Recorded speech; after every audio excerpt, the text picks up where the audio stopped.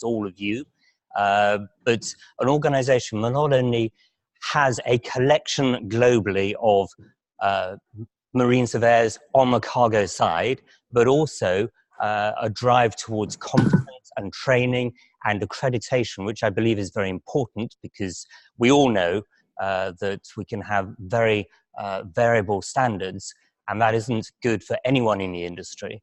And therefore, I'm very grateful for this opportunity to come to talk to you about what I call cargo integrity, but also I'm very grateful for this opportunity to talk in terms of the generality of what I'm seeing in the global industry, that's the marine industry, and particularly around supply chain issues. And then also really grateful for the opportunity to address this wider audience and hope that it is of value. And to some extent, I guess I'm proselytizing. I'm trying to encourage you to consider more how you can drive your own competence with regard to cargo matters and actually drive up standards across the marine industry so that things can become better and we can be more integrated in what needs to be done. So a quick show of hands in this room, how many people roughly are involved in cargo surveys, either for cargo insurers, marine insurers? So a fair smattering, that's good news. Please, can you go and do my room and other places, okay? I'm hoping that during this time, I'm not going to put off and cause others to be bored by what I'm saying. I myself have been with TT Club, actually. I myself in TT Club have been with TT Club, sorry, for over 30 years. And I started, well, I'm a lawyer by background. I started out on the claim side and obviously was involved in instructing surveyors through my claims career when things went wrong. And of course, from an insurer's perspective, all we see is what is wrong. And I recognize actually not all you see is wrong. Yes, you will be called in for the incidents, you will be called in to check things out in that sense.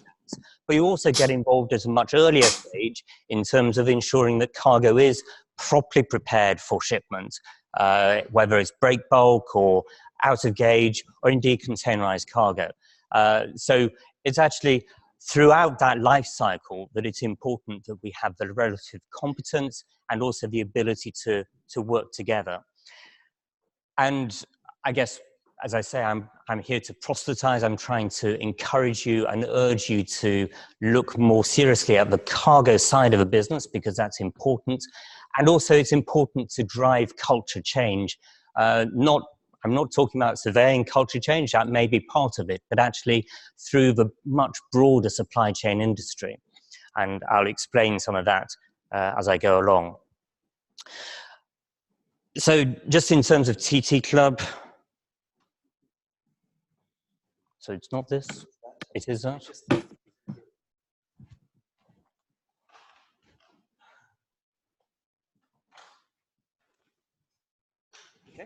Okay. Just in terms of TT Club, many of you will not be aware of TT Club. It is a mutual insurer insuring through the supply chain. We underwrite entities in about 150 countries worldwide. We are still, in insurance terms, a niche player. We are specialized just in the supply chain industry, particularly unitized, but not exclusively unitized. So that's cargo interests, freight forwarders, logistics operators, ports and terminals, and anyone who is moving cargo by land, sea, or air. So we have quite a broad spread, but a very narrow interest as well. So that's enough really about the club. We've been in existence for 50 years and making a reasonable fist of it, but still in insurance terms, very small and niche. But in terms of what we see on too regular basis, in terms of the supply chain, we see too many of these sorts of incidents. Now, who knows exactly what caused that train to derail? It could have been because of improperly point-loaded things like steel coils, heavy materials that go through the floor of the container or the rail car and cause the train to derail. It could equally have been a very light cargo, and there was an incident actually a few years ago in the UK where the rail investigator found that it was less than a ton of cargo in a container that had originally been packed neatly along the center line of the container. So sounds okay, but it had been kept in place originally by 2x2 timbers. And by the time it got on the rail, it had shifted. So effectively it was corner to corner, and that is enough to derail a train going over points. And that's exactly what happened in that particular incident. So we're not talking always of nasty cargo, heavy cargo. We are talking about things that are just poorly packed, eccentrically packed, as well as poorly load distributed. So, idyllic field, but these things actually do happen. Similar sorts of things happen on the road, and I use this image because it's one of the few where it's almost conclusively proved in the investigation that the cargo was poorly load distributed. This was a cargo that had been imported into the US, so it was towards the end of its journey. This truck was drawing up probably a little too enthusiastically at some red lights, and tipped over. And this one is particularly poignant because when the container tipped over, it squashed a police car and killed the policeman. Not particularly a clever thing to do for a public servant in the US. But it was important to recognize this was a cargo incident because of the way the cargo had been put in the container, loaded and secured in that container. And remarkably, and we often see this, is towards the end of the journey when something goes wrong. There was another incident just a couple of years ago in Liverpool. The container had been packed in Russia, loaded, and was brought into Liverpool. Two drivers, and for this particular truck, on the first roundabout out of Liverpool port, turned over, and both drivers were killed. So these things do happen, and I don't understand all the time why it happens towards the end of the journey or at any other point in the journey, but it happens, and it is material. Another sort of range of things. You might ask how the guy got out of that container on the left, but you also probably need to ask how that Caterpillar truck got into the container. Any guesses? Turn it on the side. Now, anyone who's involved in containers will know that the sidewall of a container is not actually designed for that sort of load. Either just rolling it in or the movement trying to tip it back. So that container probably was a write-off anyway by the time it got to the other end. Top right. Okay, drums of chemicals with a car on top. Now that sounds good, doesn't it? What does a car sound like to you? An ignition source? Batteries, fuel, all sorts of things that could give rise to problems there. And let alone the fact that that strap just isn't going to keep the car in place. So that car is going to spend all its journey jumping up and down on top of those drums. So they're not going to be in a very good state. And it's more than likely that that will give rise to a problem. Bottom left, well, you can say almost that someone's attempted to put some dunnage in there. It's not particularly smart though, is it? I don't think that cargo is actually going to stay in the same place. And how many times have you heard, it's heavy, it won't move? Those blocks do move. Not just inside the container, they may well move outside the container as well. And if you're on board a ship, that could cause a lot of problems. Now, obviously, you can also think of things like steel coils and the fact that when they break loose, they are nice things to roll around ships. And there have been incidents where steel coils have broken out of containers and gone through the side of ships. So we need to be aware of these sorts of things as an industry. Now, obviously, I'm talking to people who are looking to correct this or been involved in the correction process. And that's why fundamentally I want to talk to you. no packing at all. You might actually ask how much the total mass of these cobbles are in these containers, in this container, and whether that is over the permissible load for this container, or indeed the load capacity for the cranes or anything else that's involved in moving this container. And when you open the door after that, well, they kind of start to come out. Now imagine if that was actually on the bed of a truck, you open the doors. Oh, not going to be a very comfortable position to be in as the cobbles tumble out on top of you. So we see these sorts of things all too regularly. And one of the passions I have is around the CTU code. Who's heard of the CTU code? A few of you. The code of practice, this is IMO, ILO, UNECE, code of practice for packing of cargo transport units. So that's all type of units, containers, trucks, rail cars. So surface modes. So there is a code of practice out there. That was 2014.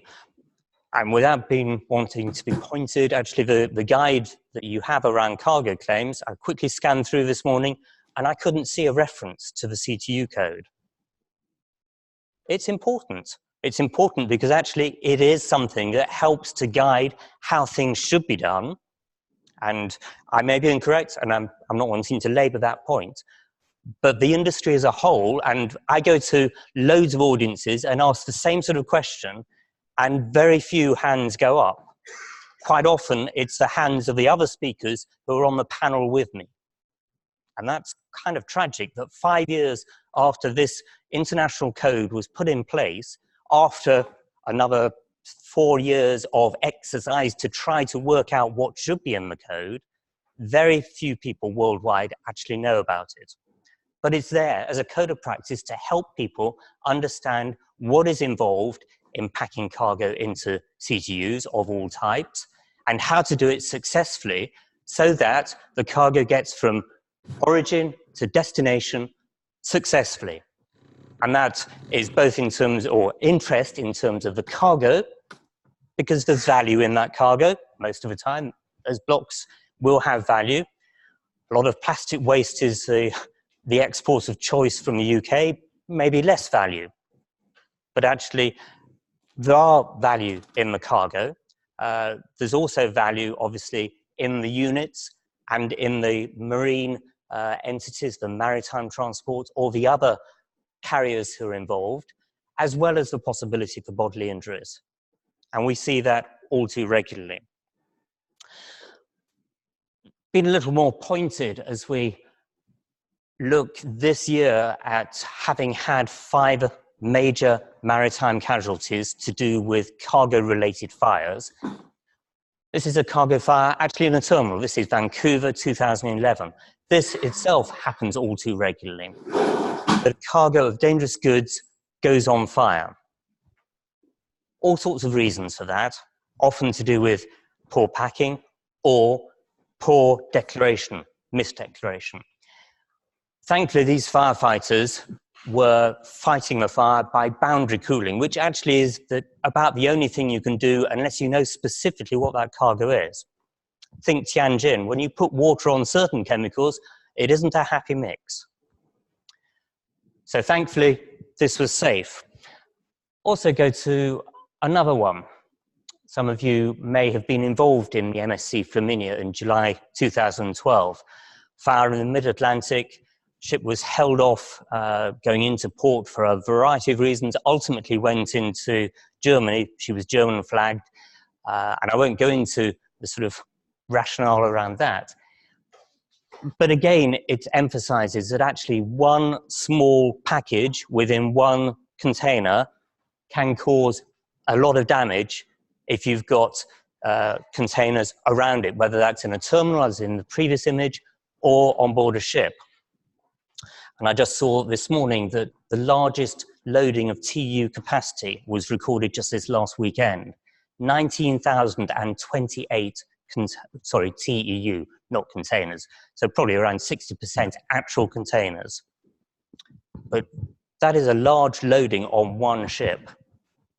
And remember that one package within one container can cause that or any of the other incidents we've seen. And as I say, 5 incidents, cargo-related fire incidents this year, including 1 sinking. So serious stuff for the industry. And why is that serious? Well, as far as I can calculate, the marine aviation transport insurance industry incurs something like $500 million worth of avoidable losses, not just around fires, that is one issue, and obviously that's a large bill, but around the sorts of truck rollovers that we see, around the fact that the cargo just breaks up because it's been poorly secured. So those are common sorts of claims, and they're mostly avoidable. And that's just the insurance industry. Depending what calculator you want to use, actually the economic loss to the overall industry could be as much as 32 times that. 32 times 500 million per year. Now, I'd probably want to take a more conservative multiplier, but say it's $6 billion worth of damage to the maritime supply chain. Is that the sort of amount that the industry can bear year by year? I don't think so. So there is work to be done. And that is really what the home truth is about, that we're needing to address the fact that there are many avoidable losses, and particularly, as I said earlier, around the awareness and the promulgation of the CTU code to make it part of what everyone is thinking at whatever stage, however they're a stakeholder. So the Flaminia actually is an interesting case because it's just gone through litigation. So July 2012, there was a litigation that was commenced inevitably on that, and they reached a judgment last September on liability.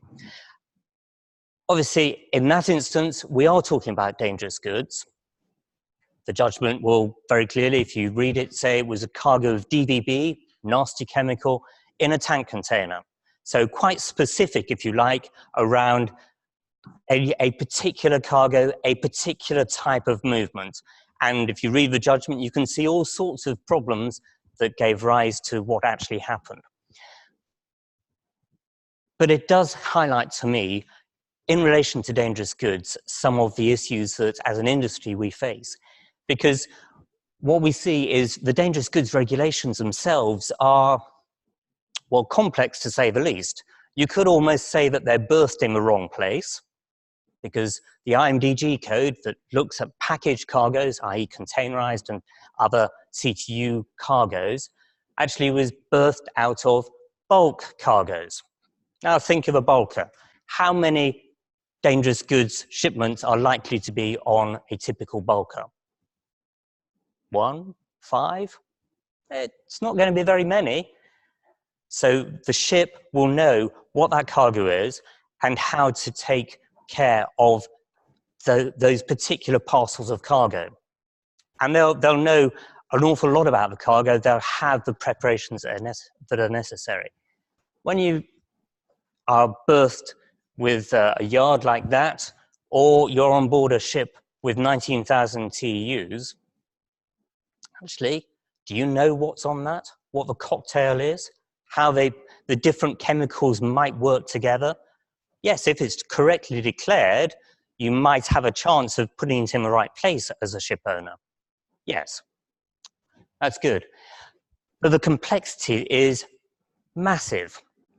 And one of the problems we have, for example, with something like charcoal, is something called special provisions. Special provisions are, well, probably more colloquially known as excuses. They're ways that cargo interests can say, well, my cargo isn't quite as dangerous as you might suppose, so it doesn't need to be carried or packed or dealt with in accordance with the IMDG code. Charcoal has 2 of those special provisions. One of them says, I'll produce a heating certificate. Yes?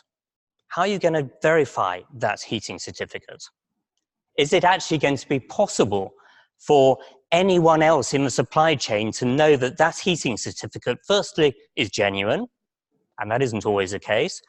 Secondly, has been issued by a certified laboratory, and that isn't always the case because they don't always exist in the countries from which those certificates are produced. And thirdly, does it even apply to the particular unit of cargo that is being delivered to the ship side? The carrier has no idea. No idea. Now, you could say, as a practical measure, and some carriers are now doing this, that if you're going to deliver charcoal for me to carry, deliver it 2-3 weeks early to the port area, and if it hasn't gone on fire by the time I'm loading it 3 weeks later, it's probably okay. Probably okay. Is that actually good enough? An awful lot of charcoal fires are going on. Most of them, frankly, are small. They are put out. But they're not easy to put out because charcoal kind of reignites.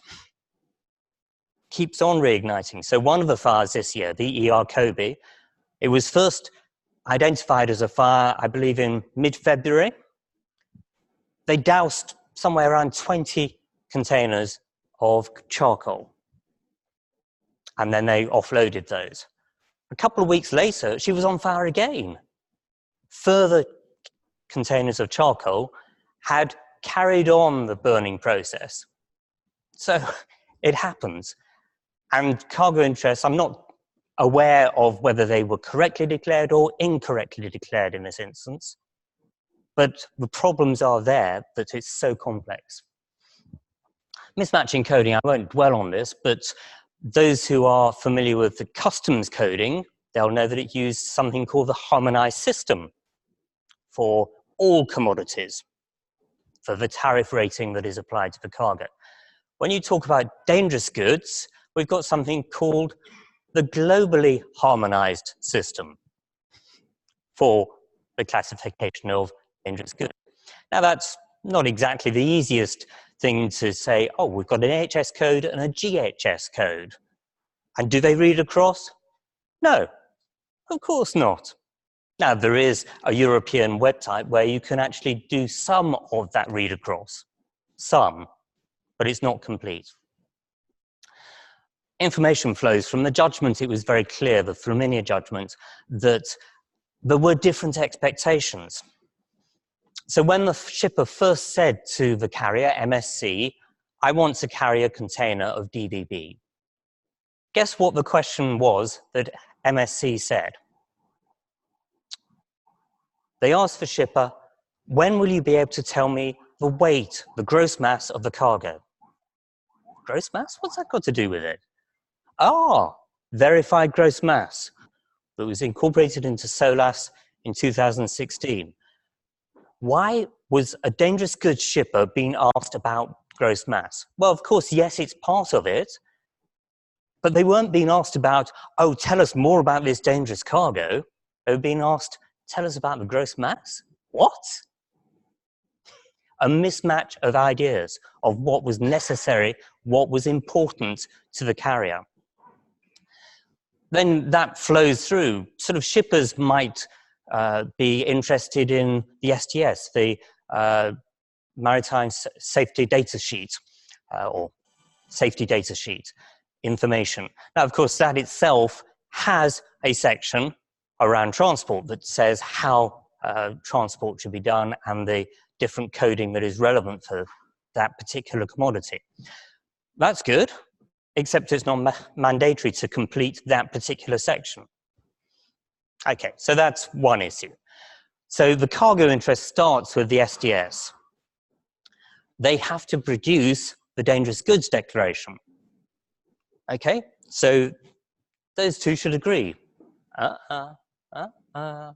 In your dreams. The STS should be compared with the DGD, but the STS is not commonly available to the carrier. The DGD obviously is a recognized document under SOLAS and is important for the stowage of the cargo. So they take hold of that because they need that for the stow plan. They very rarely compare with the other document, the STS. The STS may go with the contract document, the bill of lading, but that isn't used for any comparison or any checks with the stowage plan. So these information flows kind of aren't working. Could be working, particularly in an electronic age, but they're not working. And then the elephant in the room, undeclared and misdeclared. We're seeing this on, what, a rampant basis, I think we'd have to say, that cargoes are being misdeclared in one way or another. That often may be to do with the freight rate. So if you say that it's non-dangerous charcoal, you might actually get a better freight than if you said it's dangerous charcoal. The carriers actually are shooting themselves in the foot, arguably, with that one. But the information we have available, so Hapag-Lloyd, you may be aware, have what they call cargo patrol. And from the last published information they gave out, on their bookings, they have a system, cargo patrol, which is sort of using algorithms to identify potentially misdeclared cargoes. And they had something like 165,000 bookings in 1 year that were potentially, so they were thrown up by that system, out of which 6,500 were more than likely misdeclared. Now I say more than likely because the outcome was either the cargo was cancelled, we'll come back to that, or there was a dialogue with the shipper that ultimately concluded the cargo was dangerous, should be declared in a particular way, should be carried in a particular way. Of the cargoes that were cancelled, guess what happened to them? Do you think they stopped? Almost certainly that cargo is still going to move from origin to destination. They will find someone who is less careful than Hapag-Lloyd to do that. And one of the ironies is that that cargo could easily end up back on a Hapag-Lloyd ship. Again, I don't know, but Yantian Express, a Hapag-Lloyd ship, went on fire in January this year. I suspect that that was partner cargo, because partner cargo, in terms of information flows, when a partner gives cargo to Hapag-Lloyd as the operator, they say, here's a container. If it's declared as dangerous goods, fine. It's declared and they see the dangerous goods that have been declared. And they see the gross mass. If it's not declared, hey-ho, that cargo could have anything in it. And that could be what happened. So again, there's a mismatch of the way that information flows. The elephant in the room. So how can we deal with this? And as I kind of go through this, I'd like you to think, particularly if you're on the cargo surveying side, how could you be an influencer or actively involved in these sorts of things? So just starting at 12 o'clock, know your customer. Well, yes, fundamentally, the carrier needs to know who they're dealing with. They need to take steps to identify what is the nature of the shipper. Do they have, for example, a chemical factory with chimneys sticking out of it? You can look at Google Earth for that. Are they properly registered in terms of corporate registration in their country? Can they get any other information around that shipper? Can they equally understand the details of the receiver? I was involved in a case, sinking actually, fire and explosion sinking in the mid-90s, where it was impossible for us to identify the shipper. They had gone under the proverbial rock, disappeared. It was possible to identify the receiver, who were the equivalent of a kind of garden centre. What the court concluded was that it was more than likely that it was calcium hypochlorite being carried in drums. Now, those who are familiar with cargoes will know calcium hypochlorite is another nasty chemical that unpredictably will go on fire. So it isn't always easy to identify who the customers are, but there are two ends to the customer supply chain when you're dealing as a carrier. But quite often carriers are dealing with freight forwarders or logistics operators, so they won't actually know who the ultimate beneficiary shipper is. So it's not always easy. The cargo patrol Hapag-Lloyd have is an example of automated cargo screening. Other carriers have other systems that frankly work with varying degrees of success.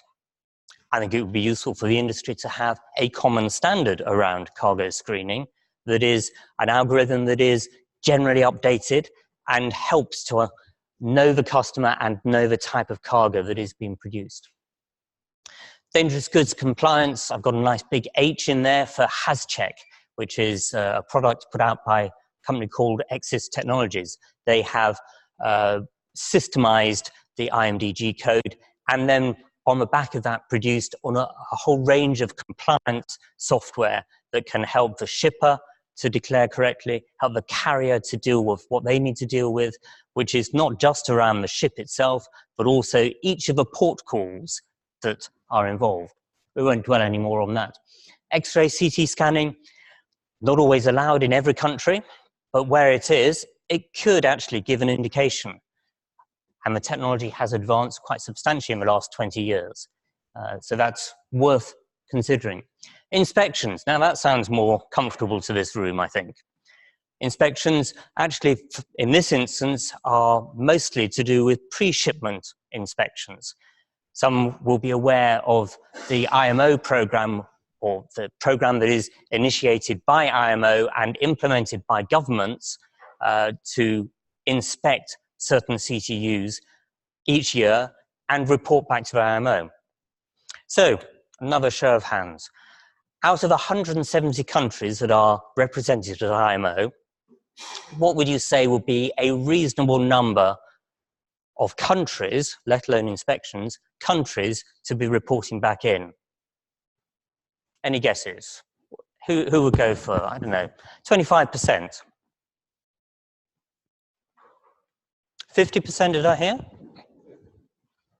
That would be nice, wouldn't it? On average, over the last 20 years, less than 5% of the countries have reported into the IMO. Pitiful. And that actually represents 0.001% of laden containers. That's not exactly very representative. Anyone who's involved in audit processes, that wouldn't last long as a reasonable sample size.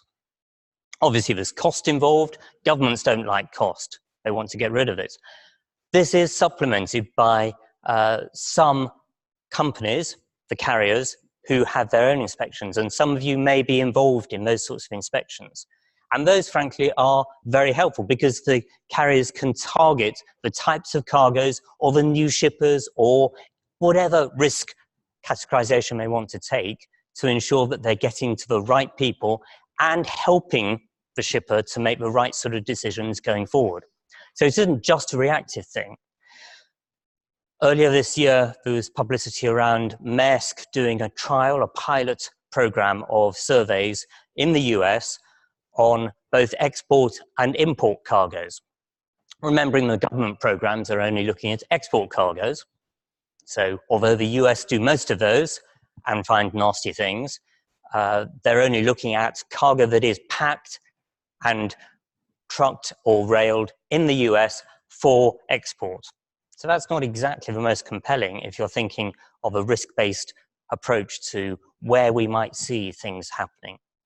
So when they looked through this pilot, they understandably found that the rates of deficiency of import cargo was far, far higher than export cargo. They were still finding fault in the export cargoes, but much higher deficiencies amongst the import cargo. So inspections are important, and doing it increasingly to the CTU code standard or other standards that are recognized is important. I'll go through the last two there really quickly. Internet of Things increasingly are giving us the option of identifying where the problems are occurring and to try to stem how we see the problems evolving. So obviously you can have cargo-related devices that are looking to monitor the condition of the cargo as well as its location. There are devices put on containers that do similar sorts of things, look at temperature, gases, humidity, all sorts of things that are relevant in relation to the carriage of cargo. So that's another emerging capability that will help to bring understanding and better control. Litigation and regulation, I've touched on litigation already. That's kind of way downstream and only when you've got a big problem. Regulation, again, is a response. So the Flaminia, actually, interestingly, has led to 2 changes in the IMDG code. One which was implemented in 2014, I believe, and the next one that will impact mandatorily next January 2020.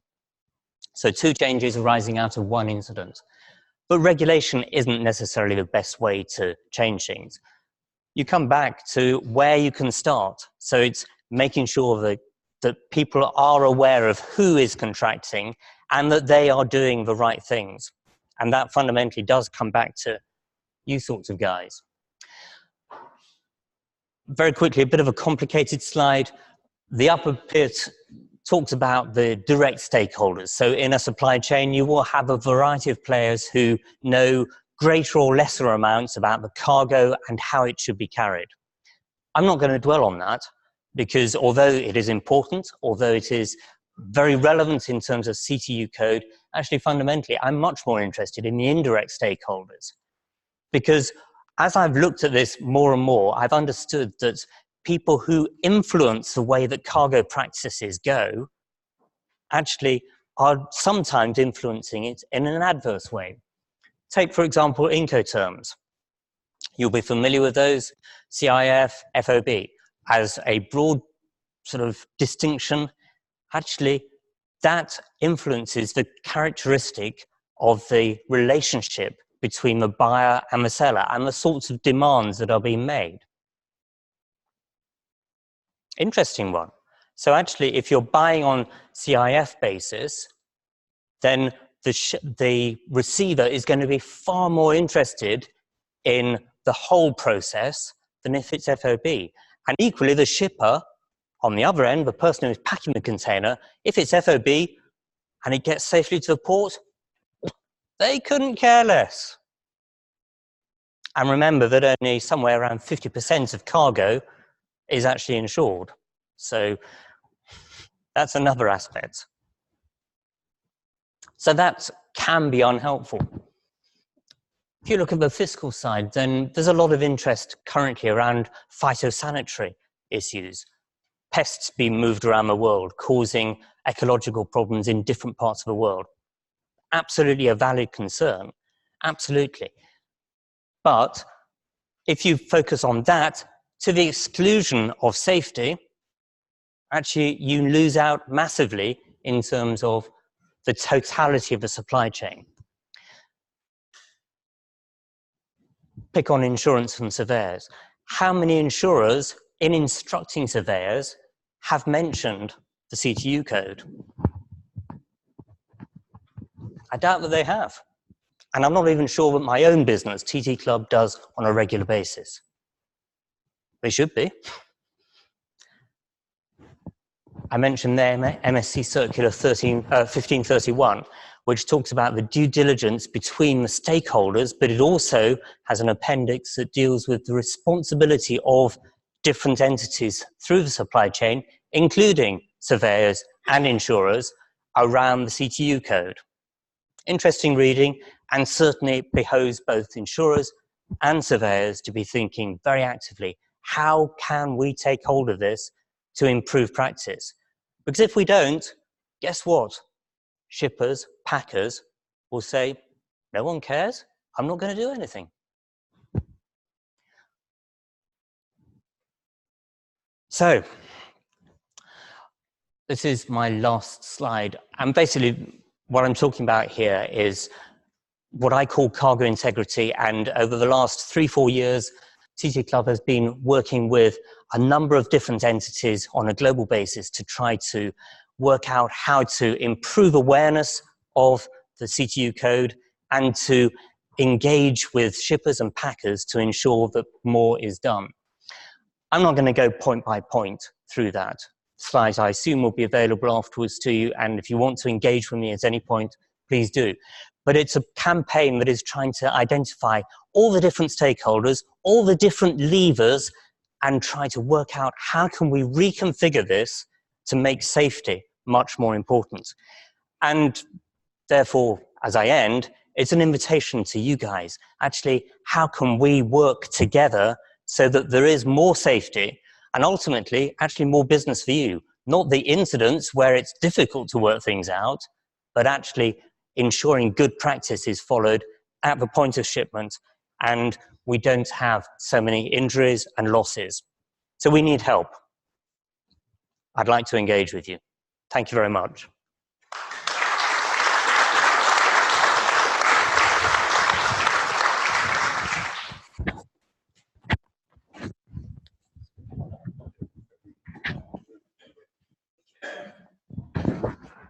Lovely, thank you very much, Peregrine. Thought-provoking stuff.